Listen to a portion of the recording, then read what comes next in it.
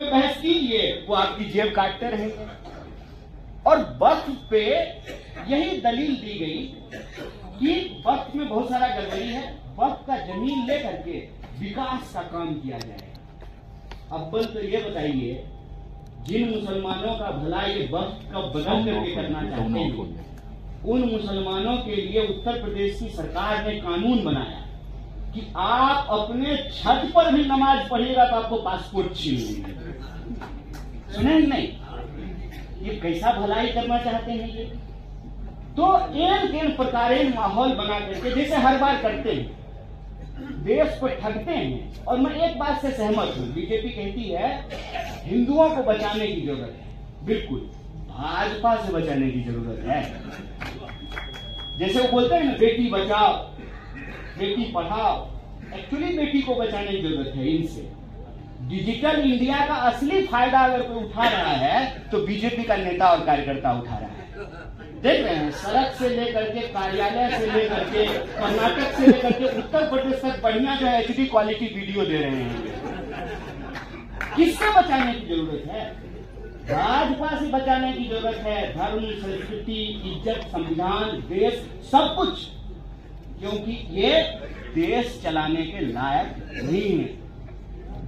ये देश चलाने के लायक नहीं है।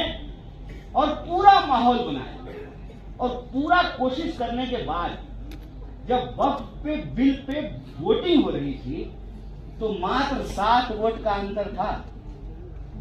ये सारा जो मेकअप लगा करके, नया नया सूट पहन करके, फंसी ड्रेस में जो घूमते रहते हैं ना दुनिया में, बस 7 वोट का ही अंतर है मोदी जी। बस इन्होंने कानून पास कर दिया और ये माहौल बनाया कि संसद से कानून पास हुआ। तो संसद से कल कुछ भी कानून पास हो जाए, कल को संसद से ये कानून पास हो जाए कि हम लोग नाक से नहीं कान से सांस लेंगे या कान से सांस लेना शुरू करेंगे। देश की एक आधारभूत संरचना है। क्या है भारत? भारत जो है इतिहास की किताब में लिखा हुआ एक शब्द है कि इसकी एक संस्कृति है, इसकी एक परंपरा है, इसका एक सह अस्तित्व का इतिहास है। राजे राजवारों की कहानी नहीं होती है इतिहास। और भारत का राष्ट्रवाद धार्मिक नहीं है। भारत का राष्ट्रवाद सामाजिक है। भारत के इतिहास में सिर्फ आस्तिकता का इतिहास नहीं है, नास्तिकता का भी इतिहास है। अगर आप राष्ट्रवाद को धार्मिक बनाएंगे तो मुझे बताइए कि कबीर को क्या करेंगे? कबीर को भारत के इतिहास में कौन सी जगह देंगे? जब कबीर कहते हैं कंकर पाथर छाड़ के माजिद लियो बनाए, तापर मुल्ला बांग दे, बहरो भयो खुदा, क्या करेंगे कबीर का? कबीर कहते हैं पाथर पूजे हरी मिले तो मैं पूजूं पहाड़, क्या कीजिएगा कबीर का? इस देश में अगर एकेश्वरवाद है, एक ईश्वर को मानने वाले लोग हैं, तो बहुएश्वरवाद भी है, बहुत सारे ईश्वर को मानने वाले लोग। इस देश में अगर आस्तिकता का इतिहास है तो इस देश में नास्तिकता का इतिहास भी है। जब चारवाक स्कूल ऑफ थॉट कहता है यम जीवेत सुखम जीवेत ऋणम कृत्वा भिवम पिएत, जो कुछ भी है यहीं पर है। और हमारे कामरेड लोग भी ये गीत गाते थे, तू जिंदा है तो जिंदगी की जीत पे यकीन कर, अगर कहीं है स्वर्ग को उजागरा करिए।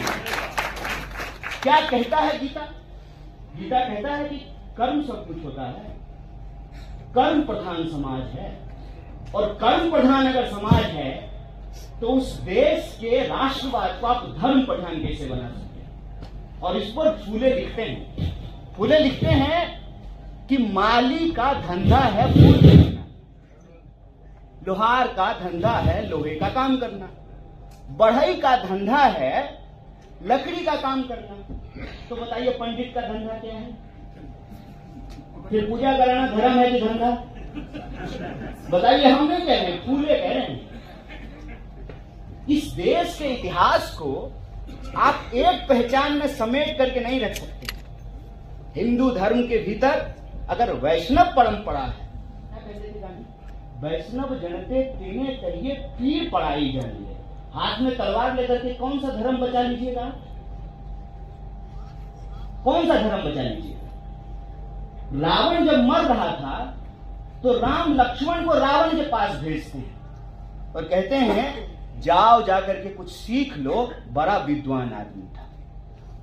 इतना कपटी तो रावण भी नहीं था जितना आज के नेता लोग हैं जो कुर्सी पर बैठे हुए हैं। धर्म का भी एक नियम हुआ करता था, कोई नियम है? बताइए, हमला पुंछ में हुआ, पाकिस्तान के कायराने हमले से 16 लोगों की जान पुंछ में चली गई और प्रधानमंत्री रोड शो पटना में कर रहे हैं और कह रहे हैं कि मेरे रगों में जो है ना गरम सिंदूर बहता है। एक तो इनका जो है ना खून जो है वो चंद्रकांता सीरियल का IR है, कोई इच्छाधारी नाग नहीं होता है, जब चाहे तब रूप बदल रहे। कभी कहते हैं कि खून में व्यापार बहता है, कभी कहते हैं खून में देशभक्ति बहता है, कभी कहते हैं खून में गरम सिंदूर बहता है, और कभी तो कहते हैं कि खून बहता ही नहीं है, क्योंकि अवतार है ना, बायोलॉजिकल नहीं है, नॉन बायोलॉजिकल है।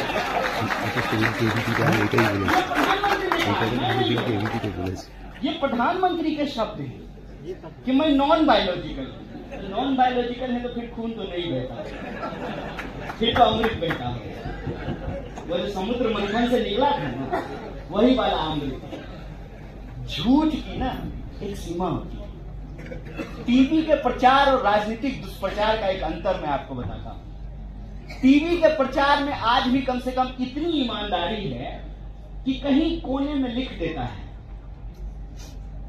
Conditions apply. म्यूचुअल फंड का प्रचार देखे हैं ना, म्यूचुअल फंड के प्रचार में क्या कहता है? बाजार जोखिमों के अधीन है। कम से कम आपको बता तो रहा है कि हम आपको बेवकूफ बना रहे हैं। राजनीतिक दुष्प्रचार में जो है ना इतनी ही नैतिकता नहीं बची है। झूठ, बेशर्मी, बिना किसी सीमा का। क्रोनोलॉजी ये है कि वक्फ का कानून पास हुआ और देश में जो है उसके खिलाफ विरोध प्रदर्शन होना शुरू हुआ। बंगाल में विरोध हो रहा था। अब आप मुझे बताइए कि जब देश आपस में बंटने लगे, मान लीजिए कि अभी क्रिकेट मैच हो और हमारा बॉलर जो है बॉलिंग करे और कीपर डिसाइड कर ले कि हम एक भी कैच नहीं पकड़ेंगे, मैच जीतेंगे क्या? 140 करोड़ लोगों की एकता को यदि खंडित कर दिया जाए तो क्या देश तरक्की कर सकती है? देश विकास कर सकता है? कितना भी ट्रिलियन की इकोनॉमी हो जाए, जब जरूरत पड़ेगी तो हमको दुनिया के सामने भीख ही मांगना पड़ेगा। और ये स्थिति देश के भीतर लगातार पैदा की जाती है, सुबह से लेकर के शाम तक। आप कभी भी टीवी खोल लीजिए, आपको लगेगा इस देश में धार्मिक झगड़े के अलावा कोई मुद्दा नहीं है। पानी की कमी कोई मुद्दा नहीं है, रोजगार की कमी कोई मुद्दा नहीं है, महिलाओं के खिलाफ होने वाले अत्याचार का मुद्दा नहीं है, किसानों की आत्महत्या मुद्दा नहीं है, जवानों का आत्महत्या मुद्दा नहीं है। आपको सुन करके अगर आपके भीतर दिल है और धड़कता है तो आपको तकलीफ होगी वो सुन करके कि 1 घंटे में इस देश के भीतर 2 जवान आत्महत्या कर रहे हैं। 1 घंटे में 2 जवान आत्महत्या कर रहे हैं इस देश में। डॉलर के मुकाबले रुपया अपने निचले स्तर पे चला गया है। कहते हैं कि 5 ट्रिलियन की इकोनॉमी बना देंगे। कैसा देश बना रहे हैं साहब आप कि 5 ट्रिलियन की इकोनॉमी बना देंगे और उसी देश में 80 करोड़ लोग लाइन में लग करके 5 किलो अनाज ले रहे हैं और आप अपना सीना थपथपा करके कहते हैं कि हम 5 ट्रिलियन की इकोनॉमी बना रहे हैं। जिस देश में 5 किलो अनाज लोग लेने को मजबूर हो और 80% लोग 5,000 रुपए से नीचे में गुजर बसर करते हो, वहां इस देश का एक पूंजीपति अपने बेटा के ब्याह में, अपने बेटे की शादी में 5,000 करोड़ रुपया खर्च करता है। कैसा देश बना रहे हैं? क्या यह मकान जहां हम लोग बैठे हैं और संतुलन से, इम्बैलेंस से चल सकता है क्या? खड़ा रह सकता है क्या? हमारी नाक अगर बहुत लंबी हो जाए तो यह स्वस्थ होने की निशानी है।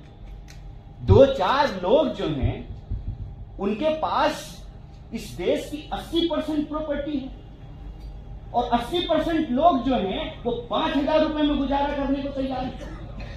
कैसा देश बना रहे हैं आप? और जब ये हमारी आंतरिक हालत होगी तो स्वाभाविक रूप से बाहर का जो दुश्मन होगा वो हमारे ऊपर हमला करेगा।